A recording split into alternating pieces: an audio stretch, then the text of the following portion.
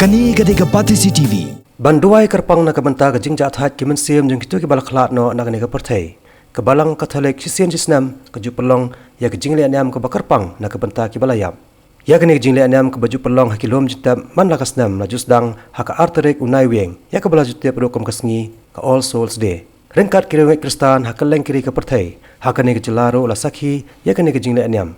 Bat ke bakam he tamhi kadai hakanong ba shilong ya ka bala jusdang da ke jelan yam ba shilong hau lom jing tab ke badan hapola emkra shilong hagan ni ke snamru ya kan ni jingle anyam nasdang nen kasngi ka arterik unai weng haka bala panya ya jingle anyam do archbishop jong ka archdiocese shilong u most reverend Dominic Jala Riewngeit ke jingdan lang u parish priest jong ka cathedral of Mary Help of Christians u reverend Father Richard M Majau u vicar general ka archdiocese shilong u reverend Father John Mother bat kiwe hagani ka singi daki hajar ngot ki Riewngeit Kristan na kaleng kanong ba shilong kila tu chaw ni ulum jingtam Riewngeit ki sintia bat ki mombati man Kynmaw Ieid jela ki Baieid Bathoiñ jongki ki bal Khlad no bat banduai kerpang na kabenta ka jingja thaj ka mansiam jongki.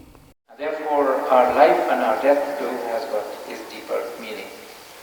We have listened to the gospel where we heard how Jesus now takes the first person redeemed by his death on the cross, the thief who was hanging by his side, who appeals to him, Lord, remember me when you come into your kingdom. Today you will be with me in paradise.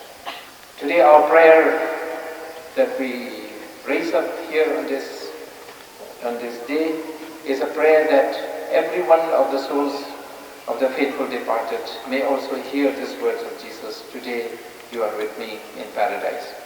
We hope that many of our faithful, especially those in special need of our prayers, will be able to hear these consoling words of the Lord, will live to the full now the eternal life promised by the Lord, in whose name they have been baptized, and in whose hope also they have died, because they believe that they will rise again.